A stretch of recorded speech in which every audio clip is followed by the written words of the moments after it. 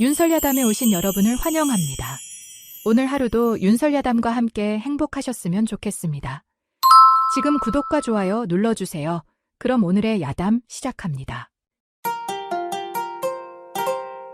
봄빛이 완연한 5월의 어느 날, 전라도 광주 외곽의 작은 마을에 자리한 장씨 가문의 저택은 평온한 아침을 맞이하고 있었습니다. 안채 마루에 앉아 바느질에 몰두하던 장설이 마님의 고운 자태는 마치 한 폭의 그림과도 같았습니다.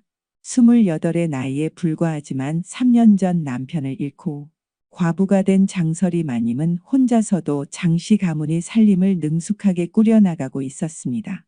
검은 치마와 옥색 저고리를 단정하게 차려입은 장설이 마님의 피부는 봄눈처럼 하얗고 맑았으며 가느다란 손가락으로 바늘을 잡고 있는 모습이 마치 선녀가 내려온 듯 했습니다. 마님, 오늘 점심 진지는 무엇으로 준비해 올까요? 몸종 금이가 조심스레 물었습니다. 장설이 마님은 고개를 살짝 들어 정갈한 미소를 지었습니다.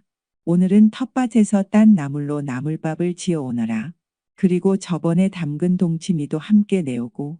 네, 마님. 곧 준비하겠습니다.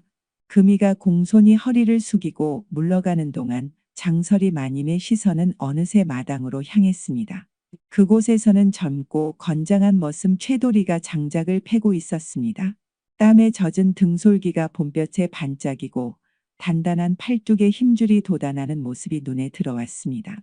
장설이 마님은 무심코 바라보다가 자신도 모르게 한숨을 내쉬었습니다.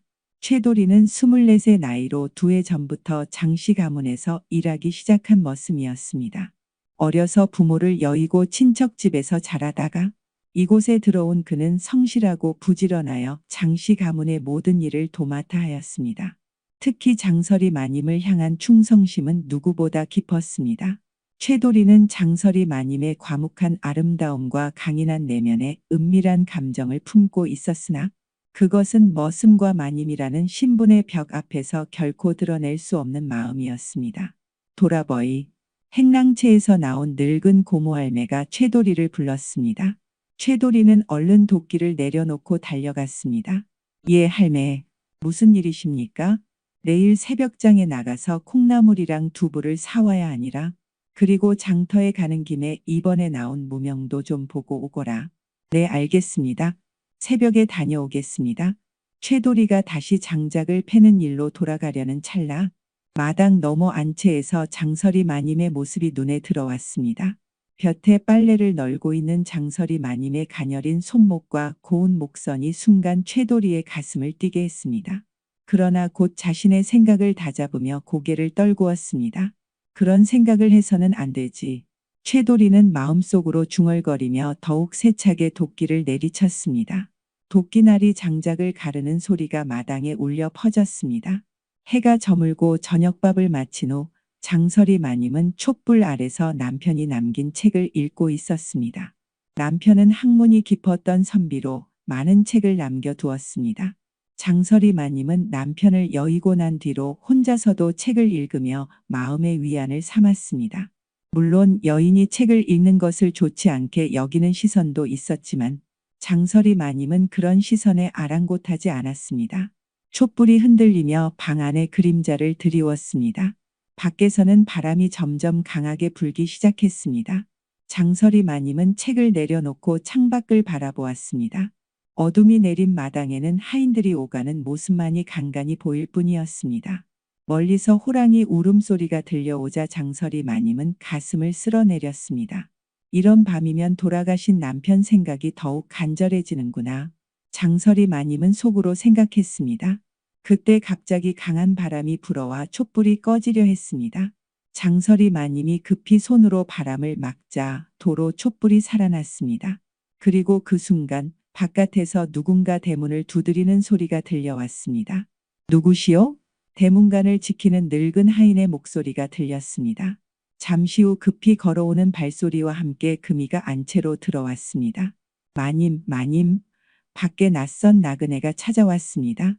자신을 산에서 길을 잃은 선비라 하며 하룻밤 묵어갈 곳을 청하옵니다. 장설이 마님은 잠시 생각에 잠겼습니다. 날이 이미 어두워진 데다 바람이 심하게 불고 있었습니다. 곧 비가 내릴 기세였습니다. 어떤 분이신지 자세히 말해보거라. 풍채가 좋고 말씨가 고운 분인데 스스로를 박서윤이라 소개하셨습니다. 갓과 도포를 갖춰 입었으나 비바람에 많이 젖어 있더이다. 장설이 마님은 잠시 고민했습니다. 혼자 사는 과부의 집에 낯선 남자를 들이는 것은 예법에 어긋나는 일이었습니다. 그러나 날씨가 좋지 않은 밤에 나그네를 돌려보내는 것 역시 인정에 맞지 않았습니다. 사랑채에 모시고 최도리에게 말해 그곳에서 시중 들게 하여라. 그리고 산에서 길을 잃었다 하니 죽과 반찬을 내어드려라. 네 마님. 금이가 물러가고 장설이 마님은 다시 책을 펴들었으나 마음이 어수선하여 글자가 눈에 들어오지 않았습니다. 한참을 망설이다가 장설이 마님은 조용히 일어나 방문을 살짝 열고 바깥을 내다보았습니다. 사랑채로 안내되는 나그네의 모습이 어렴풋이 보였습니다. 키가 크고 어깨가 넓은 사내였습니다. 비에 젖은 갓을 벗자 단정하게 틀어올린 상투와 준수한 이목구비가 드러났습니다. 참으로 고맙소이다. 이런 밤에 의지할 곳을 주시니 감사하기 그지없습니다. 박서윤이라는 나그네의 목소리가 깊고 부드럽게 울려 퍼졌습니다. 장설이 마님은 순간 가슴이 덜컥 내려앉는 것을 느꼈습니다. 그의 목소리에는 교양 있는 선비의 품격이 배어 있었습니다.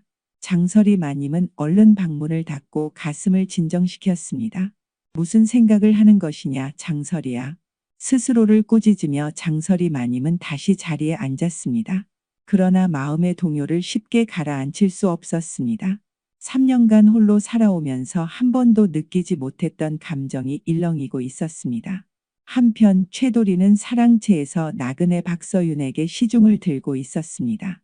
죽과 반찬을 내어주고 옷을 말릴 수 있도록 화로를 가져다 놓았습니다. 박서윤은 음식을 맛있게 먹으며 최도리에게 이것저것 물었습니다. 이 댁은 주인장이 안 계신가 보오? 네, 대감마님께서는 3년 전에 돌아가셨고 마님께서 혼자 살림을 꾸려나가고 계십니다. 아, 그러하였군. 그런데 과부가 된 마님께서 이 큰 저택을 그것도 이렇게 잘 관리하고 계시다니 대단하군요. 박서윤의 말에 최도리는 무언가 불편한 감정을 느꼈습니다. 낯선 사내가 마님에 대해 너무 많은 것을 묻는 것이 탐탁지 않았습니다. 마님께서는 매우 현명하신 분이십니다. 최도리는 짧게 대답하고 더 이상 말을 잇지 않았습니다. 박서윤은 미소를 지으며 고개를 끄덕였습니다. 오늘 밤 신세를 지게 되었소. 내일 아침 일찍 떠나겠소. 네, 편히 주무시기 바랍니다. 최도리는 공손히 인사하고 방을 나왔습니다. 밖에 나와 보니 예상대로 비가 억수같이 쏟아지기 시작했습니다. 번개가 번쩍이며 천둥 소리가 울려 퍼졌습니다. 최도리는 잠시 하늘을 올려다보다가 행랑채로 향했습니다. 그러나 마음 한구석에 불안감이 자리 잡았습니다. 무언가 수상한 기운이 느껴졌습니다. 한밤중 장설이 마님은 천둥 소리에 잠에서 깨어났습니다. 비가 창문을 세차게 두드리고 있었습니다. 가슴이 왠지 답답하여 촛불을 밝히고 일어나 앉았습니다. 대청마루에서 누군가 걸어가는 소리가 들려왔습니다. 장설이 마님은 귀를 기울였습니다. 누구지? 소리는 점점 멀어져 갔습니다. 장설이 마님은 방문을 살짝 열고 밖을 내다보았으나 어둠 속에서는 아무것도 보이지 않았습니다. 다시 자리에 누웠지만 뒤숭숭한 마음에 쉽게 잠을 이룰 수 없었습니다. 새벽녘 닭이 울기 시작할 무렵에야 장설이 마님은 겨우 잠이 들었습니다. 그리고 얼마 지나지 않아 급한 소리에 다시 잠에서 깨어났습니다. 마님, 마님, 큰일 났습니다.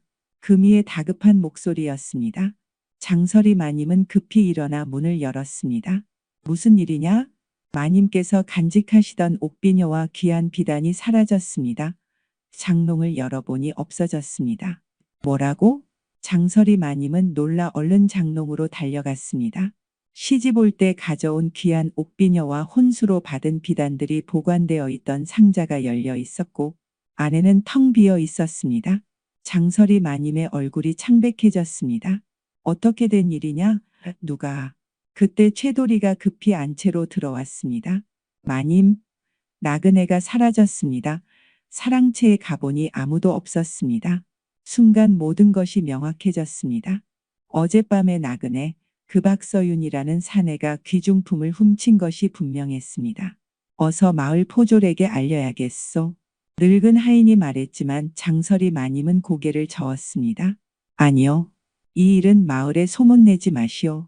그렇지 않아도 과부의 집에 낯선 남자를 들였다는 소문이 돌면 장씨 가문의 체면이 땅에 떨어질 것이요. 하지만 마님, 귀한 물건들을 내가 직접 찾아오겠소. 최돌이만 나를 따라오게 하시오. 장설이 마님의 단호한 목소리에 모두가 놀랐습니다.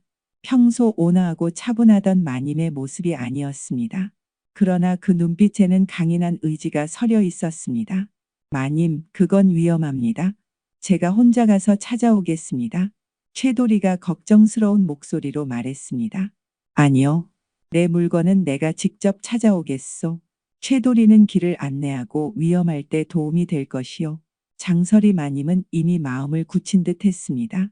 금이와 다른 하인들이 걱정스럽게 바라보는 가운데 장설이 마님은 빠르게 준비를 마쳤습니다.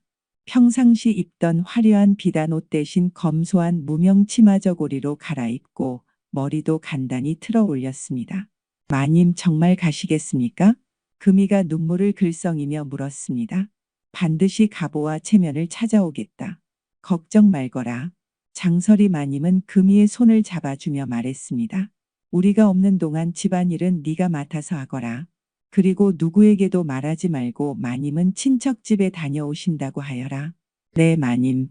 금이가 걱정스럽게 대답했습니다. 아침 안개가 채 거치지 않은 이른 시각 장설이 마님과 최돌이는 저택을 나섰습니다. 최돌이는 간단한 짐과 식량 그리고 만약의 사태를 대비해 몽둥이를 챙겼습니다. 장설이 마님은 머리에 수건을 두르고 나그네 행색을 했습니다. 어느 방향으로 가야 할까요, 마님? 어젯밤 그 사내가 산에서 왔다고 했으니 일단 산으로 향하자. 두 사람은 마을을 빠져나와 산으로 향하는 길로 접어들었습니다. 처음으로 저택 밖에서 단둘이 마주하게 된 상황에 둘 다 어색함을 느꼈습니다. 평소에는 항상 하인과 주인의 관계로만 대화를 나누었기 때문입니다. 마님, 혹시 다리가 아프시면 말씀해 주십시오. 제가 도와드리겠습니다. 최돌이가 조심스럽게 말했습니다. 괜찮다. 내가 비록 안채에만 있었지만 걷는 것쯤은 문제없다. 장설이 마님의 목소리에는 자신감이 넘쳤습니다. 그러나 실제로는 늘 저택 안에서만 생활하던 몸이라 길을 걷는 것이 쉽지 않았습니다. 신발이 발에 맞지 않아 불편했고 돌길을 걷다 보니 금세 다리가 아파왔습니다. 하지만 장설이 마님은 내색하지 않았습니다. 두 사람이 산길로 접어들자 울창한 숲이 그들을 반겼습니다. 새들이 지저귀는 소리와 바람에 나뭇잎이 흔들리는 소리만이 들렸습니다. 평소에는 느끼지 못했던 자연의 소리와 향기가 장설이 마님의 감각을 일깨웠습니다. 이렇게 숲속을 걷는 것은 오랜만이구나. 장설이 마님이 무심코 중얼거렸습니다. 마님께서도 예전에 산에 다니셨습니까? 어렸을 적에는 아버지를 따라 종종 산에 올랐었지. 하지만 시집 온 이후로는 집 밖으로 나가본 적이 거의 없었다. 장설이 마님의 목소리에 잠깐 슬픔이 배어 나왔습니다. 최돌이는 비록 마님이지만 한 여인으로서 느꼈을 갑갑함을 짐작할 수 있었습니다. 저기 발자국이 있습니다. 최돌이가 갑자기 소리쳤습니다. 지늘길에 선명하게 남겨진 발자국이 보였습니다. 분명 어젯밤 내린 비 이후에 생긴 것이었습니다. 이 발자국을 따라가 봅시다. 어쩌면 그 도둑놈의 것일지도 모릅니다. 두 사람은 발자국을 따라 더 깊은 산속으로 들어갔습니다. 점점 길이 가팔라지고 험해졌습니다. 장설이 마님은 숨이 차오르고 다리가 떨렸지만 꿋꿋이 걸음을 옮겼습니다. 마님, 잠시 쉬었다 가시는 게 어떨까요? 최돌이가 걱정스럽게 물었습니다. 아니다. 빨리 그 도둑을 찾아야 한다. 내 갑오를 찾아야 한다. 장설이 마님의 고집스러운 모습에 최돌이는 더 이상 말을 잇지 못했습니다. 그저 마님 곁에서 조금이라도 도움이 되고자 했습니다. 산길을 오르는 동안 최돌이는 간간히 장설이 마님을 몰래 바라보았습니다. 화려한 옷차림과 정갈한 머리 대신 소박한 차림으로 산길을 오르는 마님의 모습이 새롭게 느껴졌습니다. 땀방울이 이마에 맺히고 바람에 흩날리는 머리카락이 오히려 더 아름다워 보였습니다. 저기 이상한 연기가 보입니다. 최도리가 숲 너머로 보이는 연기를 가리켰습니다. 분명 누군가 피운 모닥불에서 나오는 연기였습니다. 그쪽으로 가봅시다. 두 사람은 조심스럽게 연기가 나는 방향으로 다가갔습니다. 얼마 가지 않아 작은 공터가 나타났고 그곳에는 한 노파가 모닥불 앞에 앉아 있었습니다. 헝클어진 머리와 낡은 옷차림이 무당이나 점쟁이 같았습니다. 누구신지요? 장설이 마님이 조심스럽게 물었습니다. 노파는 천천히 고개를 들어 두 사람을 바라보았습니다. 깊은 주름이 패인 얼굴에 이상하게도 총기 있는 눈빛이 빛났습니다. 어이구, 이게 누구신가? 장씨 가문의 마님과 충직한 머슴이 이런 곳까지 오시다니. 장설이 마님과 최도리는 놀라서 서로를 바라보았습니다. 어떻게 노파가 그들의 신분을 알고 있는지 의아했습니다. 노인장께서는 저희를 어떻게 아십니까? 최도리가 떨리는 목소리로 물었습니다. 이 산에 오는 이들은 모두 내가 알지. 특히 너희처럼 마음에 물음표를 안고 오는 이들은 더욱 그러하지. 노파는 미소를 지으며 모닥불 옆에 앉아있는 자리를 가리켰습니다. 어서 앉거라. 긴 길을 왔을 테니 다리도 아프고 배도 고프지 않은가? 장설이 마님과 최도리는 경계심을 늦추지 않으면서도 노파의 말에 따라 모닥불 옆에 앉았습니다. 노파는 주머니에서 작은 주전자와 2개의 잔을 꺼내어 차를 따라 주었습니다. 마시거라. 산에서 딴 약초를 넣은 차라 피로가 풀릴 것이다. 두 사람은 조심스럽게 차를 받아 한 모금씩 마셨습니다. 이상하게도 쓴맛이 나면서도 목구멍을 타고 내려가니 몸이 따뜻해지고 피로가 가시는 듯했습니다. 노인장, 혹시 어젯밤 이 산을 지나간 사내를 보지 않으셨습니까? 키가 크고 선비 차림을 한 장설이 마님이 조심스럽게 물었습니다. 아, 그자로구나. 박서윤이라 자칭하는 그 도적 말이냐? 노파의 말에 장설이 마님과 최도리는 깜짝 놀랐습니다. 도적이라니요? 정말 그자가 도적입니까? 그렇다. 그자는 이 근방에서 악명 높은 도적의 두목이다. 특히 부잣집의 과부를 노려 재물을 훔치는 것으로 유명하지. 장설이 마님의 얼굴이 창백해졌습니다. 결국 자신의 경계심이 부족했던 것입니다. 낯선 사내를 집에 들인 것이 실수였다는 생각에 자책감이 들었습니다. 그자는 어디로 갔는지 아십니까? 저희는 꼭 그자를 찾아 잃어버린 물건을 되찾아야 합니다. 최도리가 간절한 목소리로 물었습니다. 노파는 깊은 숨을 내쉬더니 두 사람을 번갈아 바라보았습니다. 그리고는 의미심장한 말을 던졌습니다. 서로의 마음을 먼저 잡지 않으면 잃어버린 보물을 찾지 못할 것이요. 무슨 말씀이신지요? 장설이 마님이 혼란스러운 표정으로 물었습니다. 두 사람의 마음속에는 각자 감추고 있는 것이 있어. 그것을 먼저 인정하고 마주하지 않으면 아무리 도적을 쫓아가도 소용없을 것이요. 최도리와 장설이 마님은 순간 서로의 눈을 마주치다가 재빨리 시선을 돌렸습니다. 노파의 말이 그들의 마음속 깊은 곳을 파고드는 듯 했습니다. 그래도 도적의 행방을 알려주십시오. 꼭 찾아야 합니다. 장설이 마님이 다시 한번 간청했습니다. 저 북쪽 산 너머에 외딴 초가가 있소. 그곳이 그자들의 소굴이요. 하지만 조심하시오. 그곳에는 그자 혼자가 아닌 여러 도적들이 함께 있을 것이요. 노파의 말에 두 사람은 긴장했습니다. 도적 무리를 상대하는 것은 쉬운 일이 아니었습니다. 감사합니다, 노인장님. 최도리가 공손히 인사를 했습니다. 장설이 마님도 고개를 숙여 감사의 뜻을 표했습니다. 이 산삼을 가져가시오. 위험에 처했을 때 힘이 될 것이요. 노파는 작은 보자기에 쌓인 산삼 한 뿌리를 건네주었습니다. 두 사람은 감사히 받고 노파와 작별 인사를 나누었습니다. 노인장님의 말씀, 서로의 마음을 먼저 잡지 않으면이란 게 무슨 뜻일까요? 산길을 걸으며 최도리가 조심스럽게 물었습니다. 모르겠다. 어서 가보자.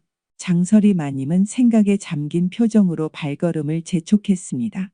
그러나 그녀의 마음은 노파의 말에 계속 머물러 있었습니다. 서로의 마음이라는 말이 자꾸 귓가에 맴돌았습니다. 해가 중천에 떠 있을 무렵 두 사람은 북쪽 산등성이에 이르렀습니다. 그리고 멀리서 노파가 말한 외딴 촉가가 보였습니다. 집 주변으로는 몇 명의 사내들이 오가는 모습이 보였습니다. 저기 있습니다, 마님. 하지만 사람이 여럿이네요. 일단 가까이 가서 살펴봐야겠다. 날이 어두워지면 몰래 들어가 볼 수 있을 것이다. 두 사람은 숲속에 숨어 해가 저물기를 기다렸습니다. 긴장된 침묵 속에서 시간이 더디게 흘렀습니다. 최도리는 간간히 장설이 마님을 바라보았습니다. 숲의 그늘 아래 앉아있는 마님의 모습이 평소와는 달리 야생적인 아름다움을 발산하고 있었습니다. 마님, 괜찮으십니까? 배고프시지 않습니까? 괜찮다. 하지만 목이 좀 마르는구나. 최도리는 곧바로 물주머니를 건네 주었습니다. 장설이 마님이 물을 마시는 동안 최도리는 그녀의 목선을 바라보다가 얼른 시선을 돌렸습니다. 심장이 빠르게 뛰는 것을 느꼈습니다. 마님. 최도리가 무언가 말을 꺼내려는 순간 멀리서 웃음소리가 들려왔습니다. 두 사람은 즉시 긴장했습니다. 초가집 앞으로 몇 명의 사내들이 모여들고 있었습니다. 그 중에는 분명 어젯밤의 나그네 박서윤의 모습도 보였습니다. 저자다. 저자가 박서윤이다. 장설이 마님이 낮은 목소리로 말했습니다. 최도리도 그를 확인하고 고개를 끄덕였습니다. 일단 더 지켜봅시다. 그들이 모두 들어간 후에 행동하는 게 좋겠습니다. 해가 점점 저물고 밤의 어둠이 숲을 감싸기 시작했습니다. 도적들은 모두 초가집 안으로 들어갔고 웃음소리와 술 마시는 소리가 들려왔습니다. 그들은 훔친 재물로 잔치를 벌이는 듯 했습니다. 이제 가봅시다. 최도리가 작은 소리로 말했습니다. 두 사람은 조심스럽게 초가집을 향해 다가갔습니다. 집 주변은 어둠에 잠겨 있었고 창문으로 새어나오는 불빛만이 그들의 길을 밝혔습니다. 저쪽 뒤편으로 가봅시다. 사람이 적을 것 같습니다. 최도리의 인도로 두 사람은 집 뒤편으로 향했습니다. 과연 그쪽은 사람의 기척이 없었습니다. 작은 창문이 하나 있었고 그곳을 통해 안을 들여다보았습니다. 안에서는 도적 5명이 술을 마시며 웃고 떠들고 있었습니다. 그중 박서윤으로 보이는 사내가 자리의 중앙에 앉아 나머지 도적들에게 뭔가를 지시하는 듯 했습니다. 그리고 그의 옆에는 상자가 있었는데 그 안에서 장설이 마님의 옥비녀와 비단이 보였습니다. 저기 있다. 내 물건들이. 장설이 마님이 흥분된 목소리로 속삭였습니다. 최도리는 장설이 마님의 팔을 붙잡았습니다. 일단 더 지켜봅시다. 그들이 취해서 잠들면 몰래 들어가서 물건만 가져오는 게 좋겠습니다. 좋다.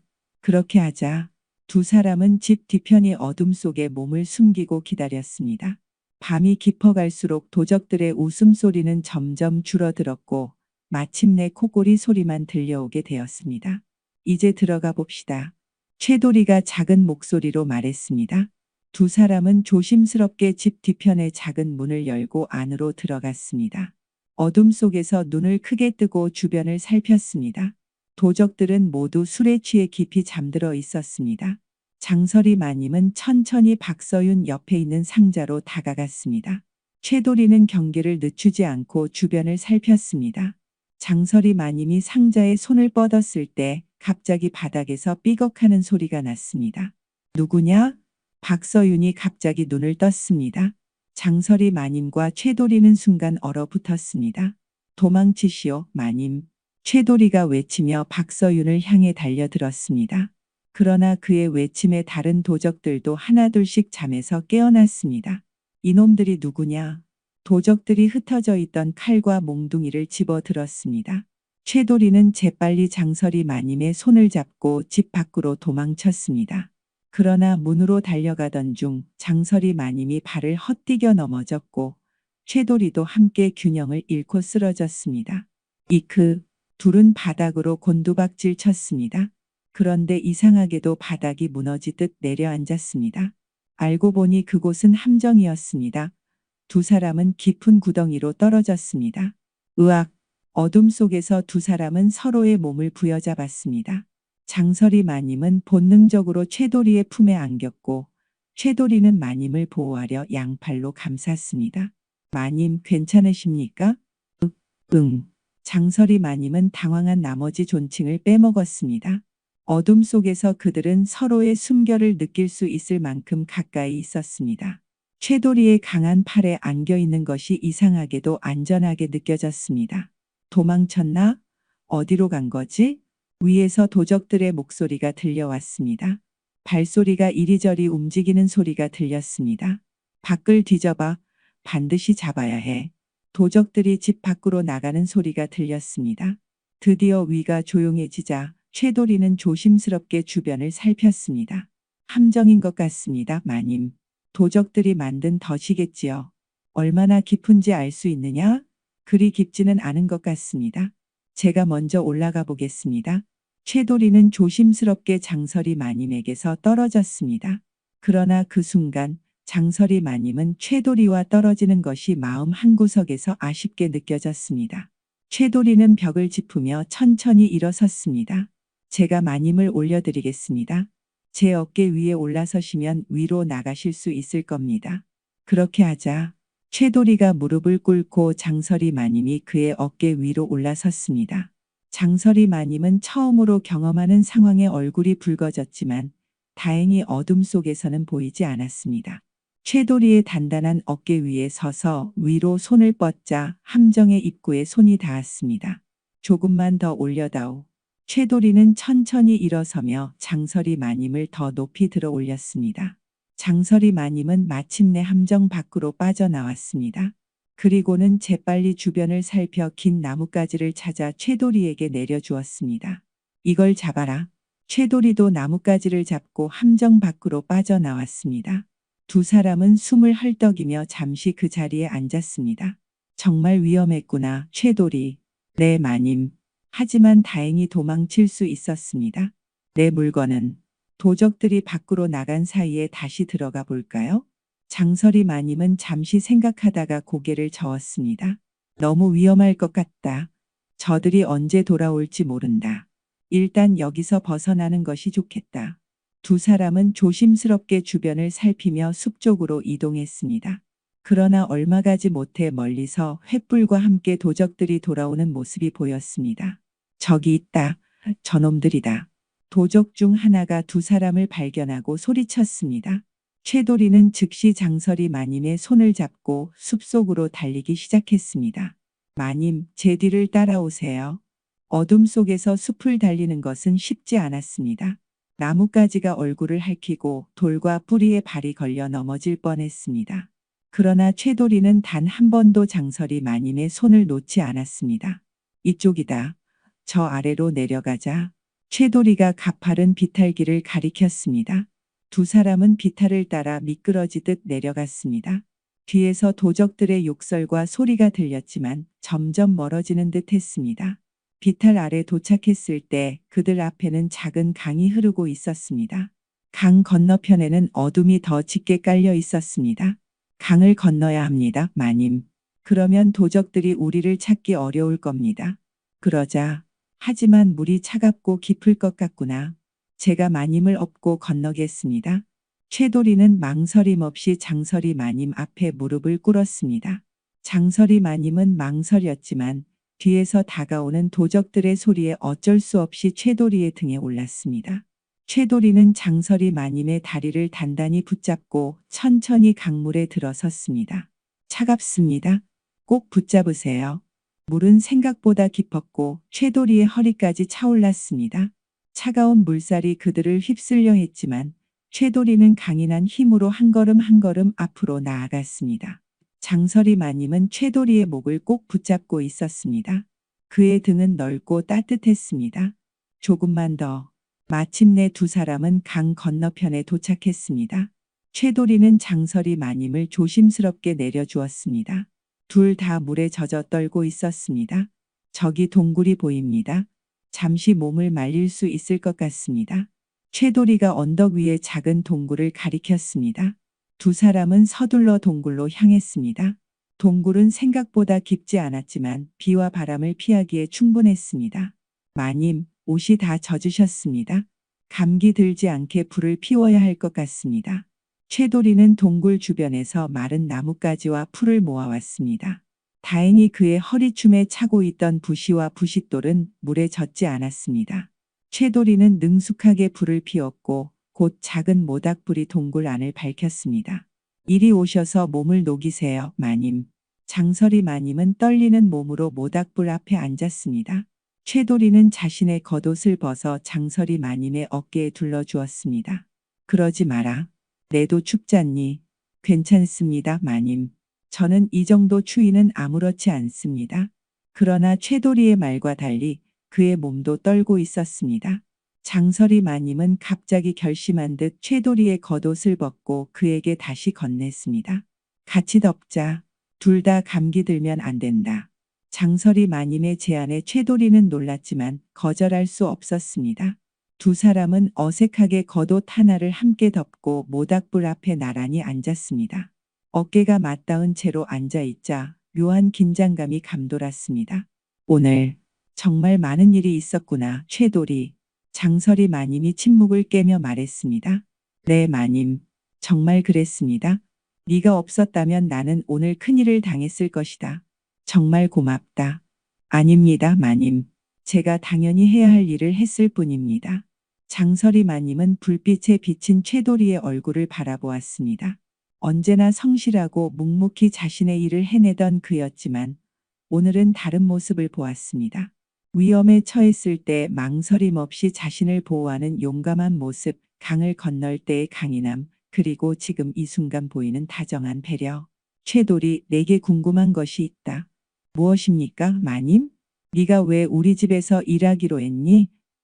내처럼 건장하고 성실한 사람이라면 다른 곳에서도 얼마든지 일할 수 있었을 텐데.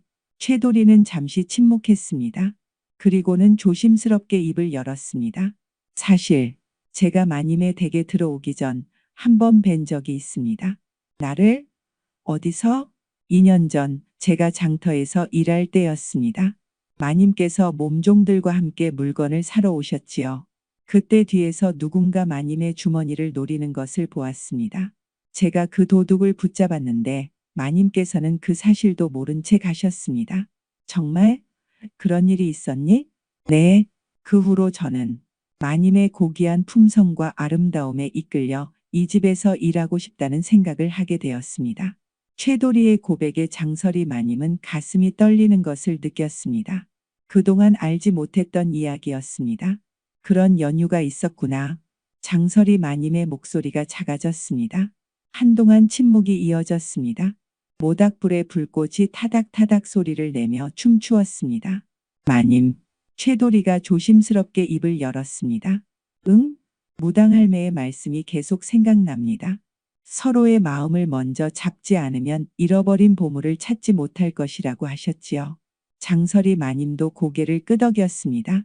나도 그 말이 계속 마음에 남아있구나. 혹시 그 말의 뜻이?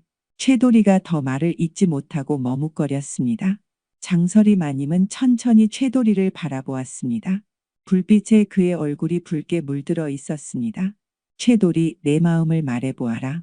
장설이 마님의 직접적인 물음에 최도리는 놀랐습니다. 하지만 지금이 아니면 영원히 말할 수 없을 것 같았습니다. 마님, 제가 감히 마님을 사모하고 있습니다. 최도리의 고백에 장설이 마님의 눈이 커졌습니다.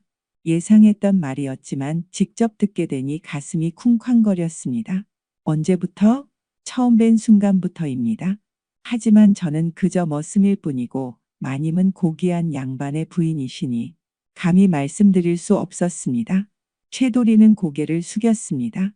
장설이 마님은 잠시 생각에 잠겼습니다. 신분의 차이, 사회적 통념, 그리고 자신이 과부라는 사실, 이 모든 것이 가로막고 있었습니다. 하지만 지금 이 순간, 이 어두운 동굴 안에서는 그 모든 것이 멀게 느껴졌습니다. 최도리, 나도 너를 특별하게 생각하고 있었다. 장설이 마님의 말에 최도리는 놀라 고개를 들었습니다. 정말입니까, 마님? 그동안 내 마음도 혼란스러웠다.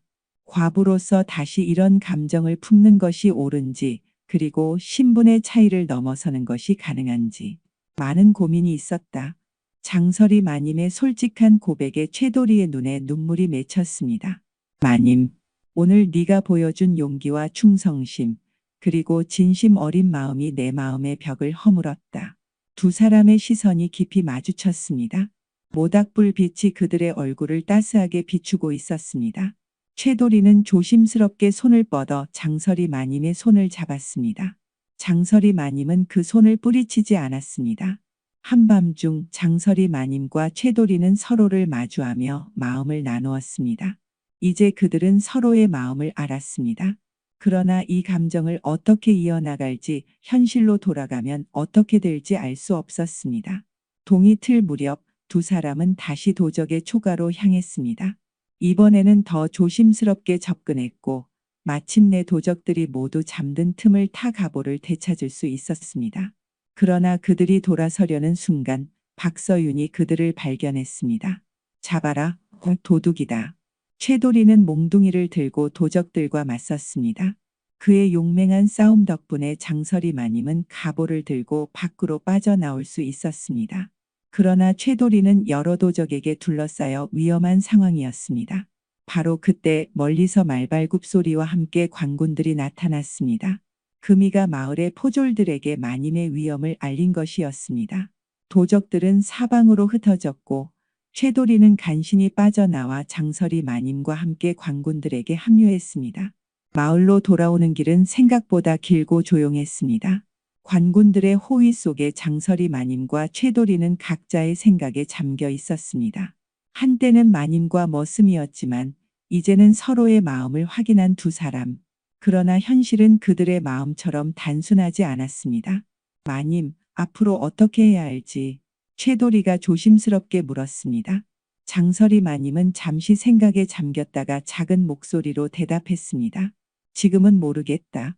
하지만 한 가지 확실한 것은 더 이상 거짓된 삶을 살고 싶지 않다는 것이다. 관군의 대장이 말을 타고 두 사람 옆으로 다가왔습니다. 마님, 곧 마을이 보입니다. 마을 어른들이 이미 모여 기다리고 계시는 것 같습니다. 장설이 마님의 얼굴이 굳어졌습니다. 아마도 소문이 이미 퍼진 모양이었습니다. 금이가 관군을 데려온 것은 고마운 일이었지만 그로 인해 마님과 머슴이 함께 산속에 있었다는 사실이 널리 알려지게 된 것입니다. 마을 입구에 도착하자 예상대로 많은 사람들이 모여 있었습니다. 장씨 가문의 친척들, 마을의 유지들, 그리고 호기심 많은 마을 사람들까지. 장설이 마님은 깊은 숨을 들이마셨습니다. 최도리는 그녀의 곁에서 한 걸음 뒤로 물러났습니다. 신분의 질서를 지키려는 본능적인 행동이었습니다. 설이야, 장설이 마님의 시어머니가 앞으로 나왔습니다. 노인의 얼굴에는 걱정과 안도가 교차했습니다. 무사히 돌아왔구나. 정말 다행이다. 어머님. 장설이 마님은 시어머니의 손을 잡았습니다. 이게 무슨 짓이냐? 장씨 가문이 큰 어른인 장대감이 앞으로 나섰습니다. 그의 목소리는 분노로 떨리고 있었습니다. 과부의 몸으로 젊은 머슴과 산속을 돌아다니라니. 장씨 가문의 체면이 어디 있느냐. 주변에서 수군거리는 소리가 더욱 커졌습니다. 최도리는 고개를 숙인 채 서 있었습니다. 그의 손은 주먹을 쥐었다 폈다를 반복하고 있었습니다. 가보를 찾으러 간 것뿐입니다. 장설이 마님이 차분하게 대답했습니다. 가보라니? 그것보다 더 중요한 것이 명예고 체면이 아니냐? 장대감이 소리쳤습니다. 이 일로 장씨 가문은 웃음거리가 되었다. 장설이 마님은 갑자기 상자를 열고 옥비녀를 꺼내 들었습니다. 이것이 우리 가문의 갑오입니다. 대감님께서는 이것이 우리 가문의 명예보다 덜 중요하다고 하시는군요. 그렇다면 왜 우리 가문은 대대로 이 갑오를 지켜왔습니까? 장대감은 순간 말문이 막혔습니다. 주변이 갑자기 조용해졌습니다. 더군다나 장설이 마님이 계속해서 말했습니다. 최도리는 자신의 목숨을 걸고 이 갑오를 되찾는 데 도움을 주었습니다. 그가 없었다면 나는 지금 여기 서 있지도 못했을 것입니다. 최도리를 바라보는 마을 사람들의 시선이 달라지기 시작했습니다. 그러나 여전히 대부분의 사람들은 마님과 머슴 사이에 무슨 일이 있었는지 의심하는 눈치였습니다. 그렇다 해도 장씨 가문의 다른 장로가 나섰습니다. 이틀 밤을 산속에서 젊은 머슴과 함께 보냈다는 사실은 변하지 않죠. 이 일로 마님의 정절에 의심이 가는 것은 당연한 일이요. 장설이 마님의 얼굴이 붉어졌습니다. 분노와 수치심이 뒤섞인 표정이었습니다. 내 정절을 의심하신다면 그건 어른들의 자유입니다. 하지만 내가 정말로 최도리와 어떤 관계였는지는 중요하지 않습니까? 중요한 것은 내 마음이 어디에 있는가 하는 것 아닐까요? 사람들은 놀란 표정으로 장설이 마님을 바라보았습니다.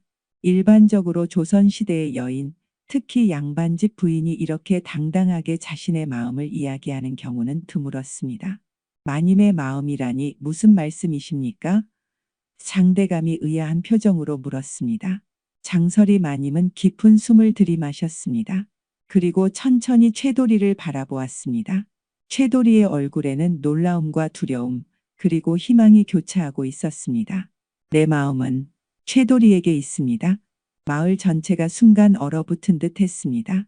아무도 말을 하지 못했고 숨소리조차 들리지 않는 것 같았습니다. 장설이 마님은 계속해서 말을 이었습니다. 나는 3년 동안 홀로 살았습니다. 남편을 잃은 슬픔에 빠져 있다가 점차 장씨 가문을 위해 살아야 한다는 의무감으로 하루하루를 버텼습니다.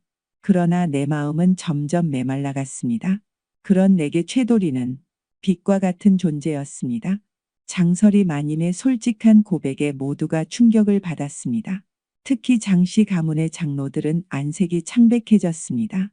불경한, 이게 무슨 망발이냐, 장대감이 소리쳤습니다. 당장 이 머슴을 내쫓아라. 그리고 마님은 방에 가두어 정신을 차리게 해야겠다. 그러나 이번에는 예상치 못한 사람이 앞으로 나섰습니다. 장설이 마님의 시어머니였습니다. 잠깐 형님. 노인은 장대감 앞에 서서 말했습니다. 내 며느리의 말을 끝까지 들어보시지요. 장대감은 할 말을 잃고 물러섰습니다. 시어머니는 장설이 마님의 손을 잡았습니다. 정말 그 아이를 사랑하느냐, 설이야? 장설이 마님은 눈물을 머금고 고개를 끄덕였습니다. 네, 어머님. 처음에는 저도 이런 감정이 잘못된 것이라 생각했습니다. 그러나 이틀 동안 생사의 고비를 함께하며 깨달았습니다. 제 마음이 얼마나 진실한지를. 시어머니는 깊은 한숨을 내쉬었습니다.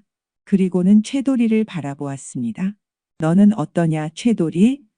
너의 마음은 진심이냐? 최도리는 고개를 들고 노인을 똑바로 바라보았습니다. 그의 눈에는 확고한 결심이 담겨 있었습니다. 네, 대감마님. 제 목숨보다 더 소중히 여기는 마음입니다. 시어머니는 잠시 두 사람을 번갈아 바라보았습니다. 그리고는 갑자기 미소를 지었습니다. 내 아들이 살아있을 때 항상 설이가 행복했으면 좋겠다고 했단다. 그 아이는 너무 일찍 세상을 떠났지만 그가 원했던 것은 결국 설이의 행복이었어. 신분이 어떻든 사랑하는 마음이 진실하다면 나는 반대하지 않겠다. 장설이 마님의 눈에서 눈물이 흘러내렸습니다. 그녀는 시어머니를 꼭 안았습니다. 하지만 어머님, 이건 말도 안 되는 일입니다. 장대감이 다시 소리쳤습니다. 형님, 시어머니가 차분하게 말했습니다. 우리 장씨 가문은 항상 의리와 진실을 중요시했습니다. 만약 두 사람의 마음이 진실하다면 그것을 막을 이유가 있겠습니까? 더구나 최도리는 마님의 목숨을 구한 은인입니다. 장대감은 말문이 막혔습니다. 다른 장로들도 서로 눈치를 보며 입을 다물었습니다. 마을 사람들 사이에서도 수군거림이 시작되었지만 이번에는 비난보다는 호기심과 놀라움이 섞인 목소리들이었습니다. 바로 그때 마을 입구에서 소란이 일어났습니다. 관군들이 누군가를 끌고 오고 있었습니다. 박서윤과 그의 일당이었습니다. 여기 도적들을 잡아왔습니다. 관군의 대장이 소리쳤습니다. 이자들이 장씨 가문의 갑오를 훔치고 또 다른 여러 집의 재물도 훔친 죄인들입니다. 박서윤은 묶인 팔로 인해 몸을 제대로 가누지 못한 채 비틀거리며 걸어왔습니다. 그의 얼굴은 흑투성이었고 눈에는 패배감이 서려 있었습니다. 이자가 바로 그 가짜 선비 박서윤이구나. 마을 사람들이 소리쳤습니다. 박서윤은 고개를 들어 장설이 마님과 최도리를 바라보았습니다. 그의 눈에 순간 증오의 빛이 스쳤습니다. 내 놈들 때문에 내 계획이 모두 무산되었다. 그가 이를 갈며 말했습니다. 내 계획이라니 무슨 말이냐? 관군의 대장이 물었습니다. 나는 이미 여러 마을의 부잣집 과부들을 속여 재물을 빼앗아 왔다.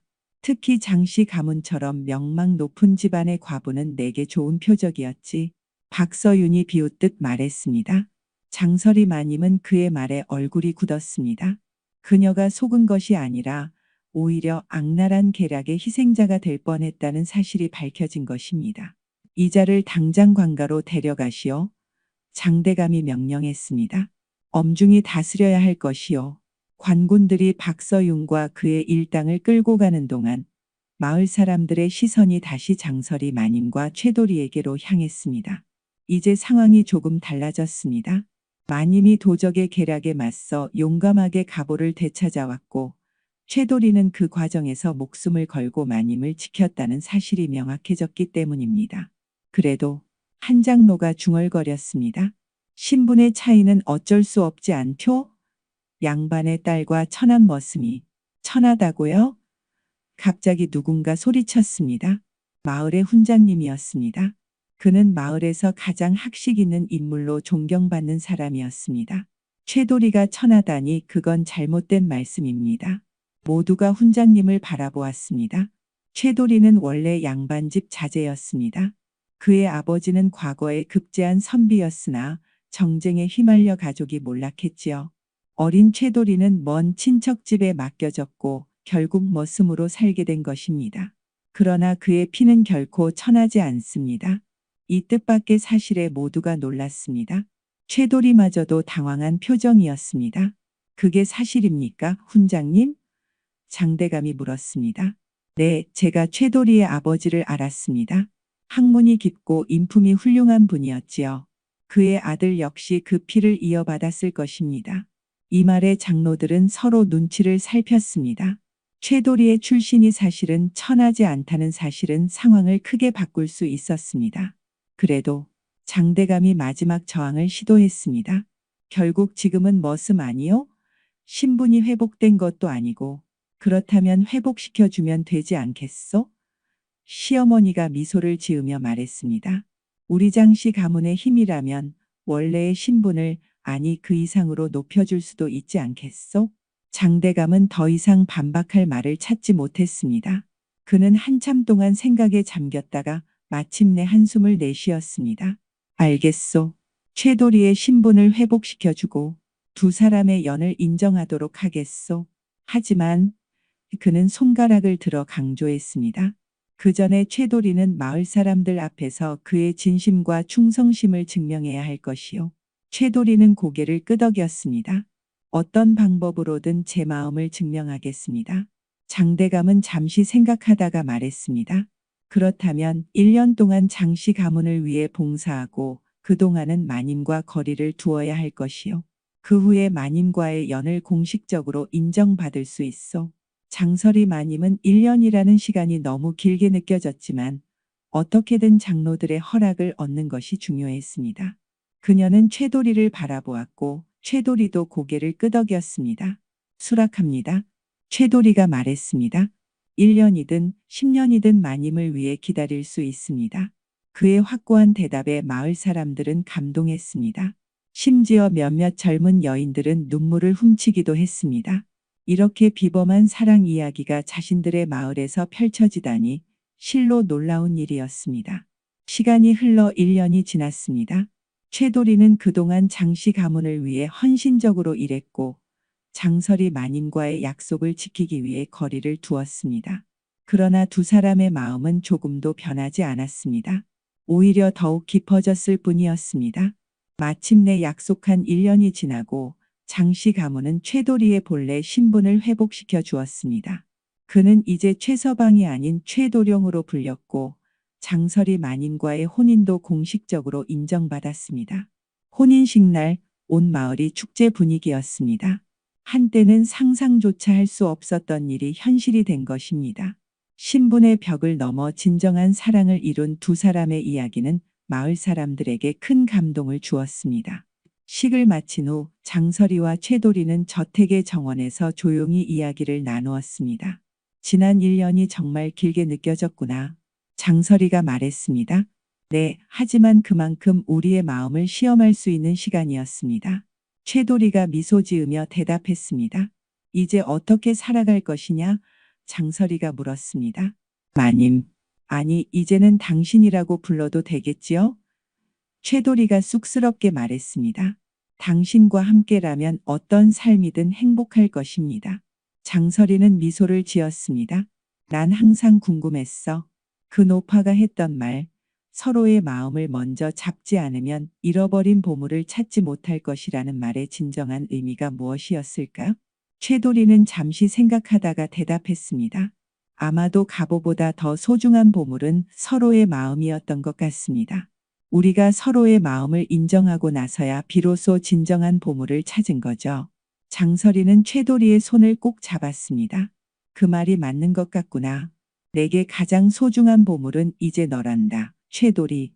두 사람은 서로를 바라보며 미소 지었습니다. 그들의 이야기는 이후로도 오랫동안 마을에서 전해 내려오며 마님과 머슴의 수상한 밤손님이라는 제목의 야담이 되었습니다.